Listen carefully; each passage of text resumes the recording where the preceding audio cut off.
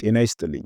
የታይሮይድ መድኃኒት እየወሰዳችሁ ነገር ግን ምንም ለውጥ አላገኘንም ብላችሁ ታውቃላችሁ?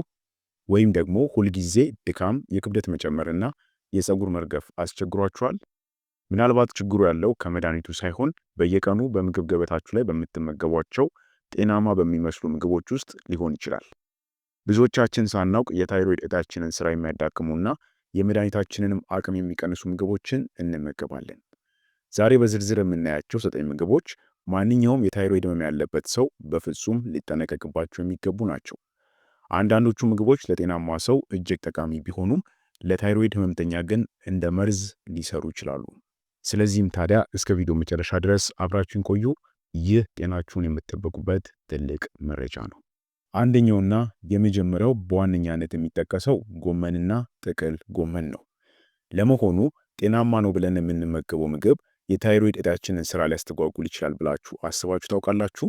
ብዙዎቻችን የምንወስዳቸው ጎመን፣ ጥቅል ጎመንና ብሮኮሊ ለታይሮይድ ህመምተኞች ድብቅ ፈተና ሊሆኑ ይችላሉ። እነዚህ አትክልቶች ጎይትሮጂንስ የተባለ ተፈጥሯዊ ንጥረ ነገር በውስጣቸው ይዘዋል።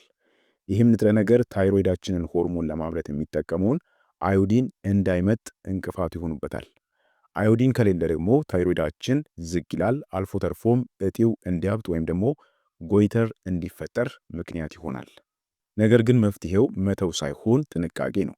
እነዚህን አትክልቶች በጥሬው ከመመገብ ይልቅ በደንብ ቀቅለን ወይም ደግሞ ጠብሰን ብንመገባቸው በውስጣቸው ያለውን ጎጂ ንጥረ ነገር በከፍተኛ ሁኔታ መቀነስ እንችላለን።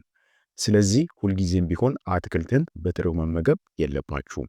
አብስላችሁ ልትመገቡ ይገባል። ሁለተኛ፣ አኩሪ አተር። የታይሮይድ ህመም ያለባችሁ ሰዎች በተለይ ጥንቃቄ ልታደርጉበት የሚገባው ምግብ ቢኖር አኩሪ አተርና ውጤቶቹ ናቸው። ለምን መሰላችሁ? አኩሪ አተር በውስጡ አይዞፍላቮንስ የተባለ ንጥረ ነገር ይዟል። ይህም ንጥረ ነገር ሰውነታችሁ የታይሮይድ መድኃኒቶችን ለምሳሌ እንደ ሌቮታይሮክሲን ያሉት መድኃኒቶች በአግባቡ እንዳይመጥና ወደ ደም ውስጥ እንዳይገቡ እንቅፋትን ይፈጥራል። ይሄ ማለት መድኃኒቱን እየወሰዳችሁም ቢሆን እንኳን አኩሪ አተር ካዘውተራችሁ መድኃኒቱ ስራውን እንዳይሰራ እያገዳችሁት ነው ማለት ነው። ስለዚህ መፍትሄው ምንድነው?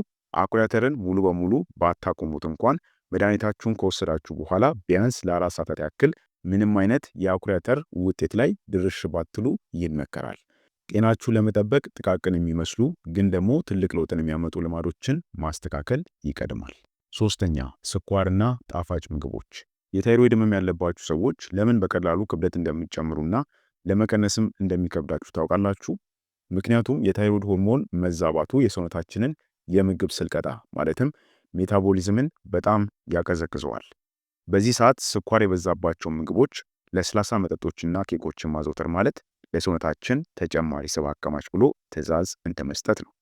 ከክብደት መጨመር ባለፈ ደግሞ ስኳር በሰውነታችን ውስጥ ቁስለትን፣ ይህ ማለት ኢንፍላሜሽንን ስለሚጨምር የታይሮይድ ዕጣችንን ይበልጥ እንዲዳከምና የሆርሞን መዛባቱም እንዲባባስ ያደርጋል። ይህ ማለት ስኳር ስንመገብ ደማችን ይጨምራል፣ ስሜታችን ይዋዥቃል፣ የቆዳችንም ጤና ይቃወሳል። ስለዚህ ለታይሮይድ ዕጣችሁ እረፍት ለመስጠትና የሰውነት ክብደታችሁንም ለመቆጣጠር ከጣፋጭ ነገሮች ራቅ ማለቱ የግድ ነው።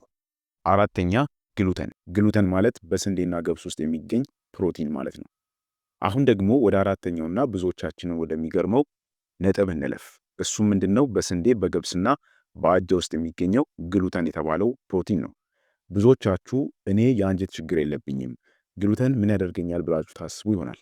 ነገር ግን በሳይንሳዊ ጥናቶች መሰረት አብዛኛው የታይሮይድ ህመም በተለይ ሃሺሞቶ የሚባለው የሚከሰተው የሰውነት መከላከያ አቅማችንን ተሳስቶ የራሳችንን የታይሮይድ እጢ ሲያጠቃ ነው። የሚገርመው ነገር የግሉተን ሞለኪውል ቅርጹ ከታይሮይድ ህዋሶቻችን ቅርጽ ጋር በጣም ይመሳሰላል። በዚህም ምክንያት ግሉተን ያለባቸው ምግቦች ስንመገብ የሰውነት መከላከያችን ግሉተኑን ለማጥቃት በሚሞክርበት ጊዜ ተሳስቶ የታይሮይድ ዕጣችንን አብሮ ሊያጠቃው ይችላል።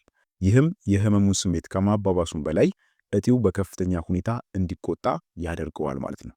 ስለዚህ የታይሮይድ ችግር ካለባችሁ ለተወሰነ ጊዜ ግሉተን የሌላቸውን ይሄ ማለት እንደ ጤፍ፣ በቆሎ ወይም ደግሞ ሩዝ ያሉ አማራጮችን በመጠቀም በሰውነታችሁ ላይ የሚመጣውን ለውጥ ማየት እንዲሁም ደግሞ ማስተዋል ይኖርባችኋል ማለት ነው።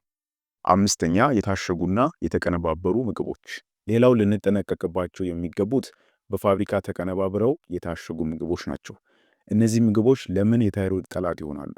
አንደኛው ምክንያት በውስጣቸው ያለው ከፍተኛ የጨው መጠን ነው። የታይሮይድ ህመም ያለባችሁ ሰዎች ለደም ግፊትና እንዲሁም ደግሞ ለልብ ህመም የመጋለጥ እድላቸው ሰፊ በመሆኑ ጨው ማብዛት ማለት ይህንን አደጋ በእጥፍ ይጨምረዋል። ከዛ በላይ ግን የሚገርመው ምግቦቹ የታሸጉበት ቆርቆሮ ወይም ደግሞ ፕላስቲኩ የውስጠኛው ክፍል ባይሶፊኖል ኤ የተባለ ኬሚካል ሊኖረው ይችላል። ታዲያ ይህ ኬሚካል በሰውነታችን ውስጥ ያለውን የሆርሞን ስርዓት በማዛባት የታይሮይድ እጢ ሆርሞን እንዳያመነጭ ግራ ያጋባዋል ማለት ነው። በተጨማሪም እነዚህ ምግቦች ለረጅም ጊዜ እንዲቆዩ የሚጨመሩባቸው ኬሚካሎችም በሰውነት ውስጥ መርዛማነትን ስለሚጨምሩ የታይሮይድ እጢያችንን ራሱን እንዲያድስ እድል አይሰጠውም ማለት ነው። ስለዚህ ሁልጊዜ ትኩስና ተፈጥሯዊ የሆኑ የቤት ውስጥ ምግቦችን በመምረጥ የታይሮይድ ጤናችሁን መታደግ ይኖርባችኋል። ስድስተኛ ቡናና ካይፌን። ቡና አፍቃሪ ከሆናችሁ ይሄ መረጃ ሊያስደስታችሁ ባይችልም ለጤናችሁ ግን ወሳኝ ነው። ብዙዎቻችሁ ጠዋት እንደተነሳችሁ የታይሮይድ መድኃኒታችሁን ወስዳችሁ ወዲያውኑ ቡና የመጠጣት ልማድ ሊኖራችሁ ይችላል። ነገር ግን ካይፌን ሰውነታችን የታይሮይድ መድኃኒትን ወደ ደም ውስጥ የመምጠጥ አቅሙን በከፍተኛ ሁኔታ ያደናቅፈዋል። ይህም ማለት መድኃኒቱን እየወሰዳችሁ ቢሆንም ቡናው መድኃኒቱን ስለሚሰርቀው ሰውነታችሁ በቂ ሆርሞን አያገኝም ማለት ነው። ስለዚህ መድኃኒታችሁን ከወሰዳችሁ በኋላ ቢያንስ ለ60 ደቂቃ ያክል፣ ይሄ ማለት ለ1 ሰዓት ያክል ቡና ባትጠጡ ይመከራል።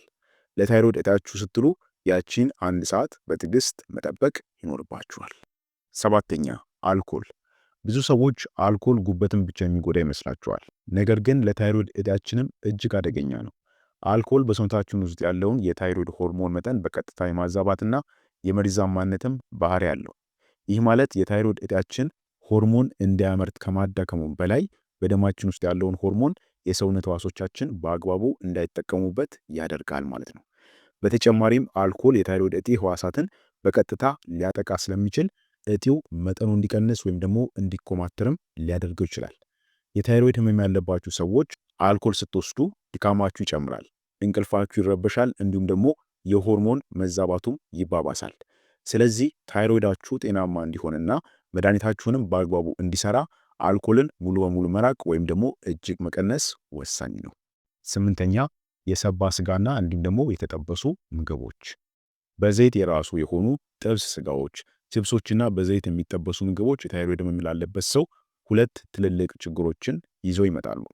አንደኛው ከፍተኛ ቅባት ያላቸው ምግቦች የምግብ መፈጨት ሂደትን በጣም ስለሚያዘገዩ የምንወስደው የታይሮይድ መድኃኒት ወደ ደም ውስጥ የመግባት እድሉን ያጠዋል። ይሄ ማለት መድኃኒቱን ሳይመጠልን በቆሻሻ መልክ ሊወገድ ይችላል ማለት ነው።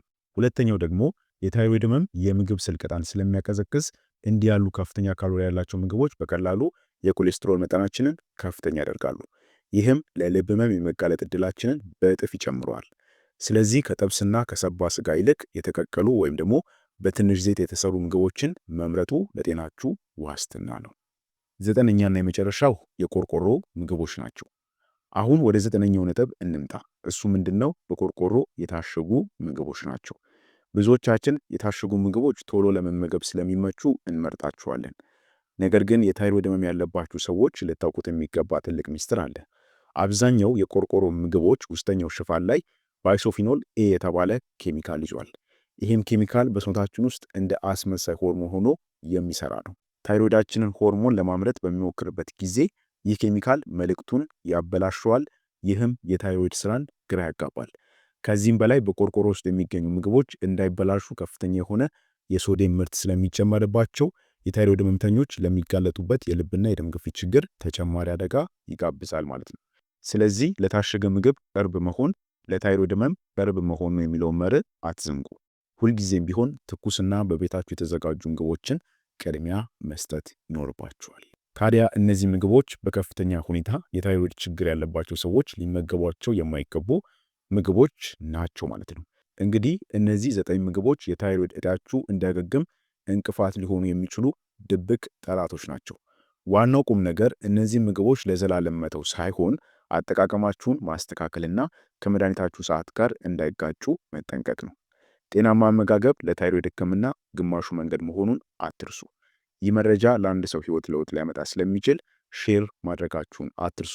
በቀጣይ ደግሞ የታይሮይድ ህመም ላለባቸው የሚመከሩና መመገብ ያለባቸው ምግቦች ይዤላችሁ ቀርባለሁ።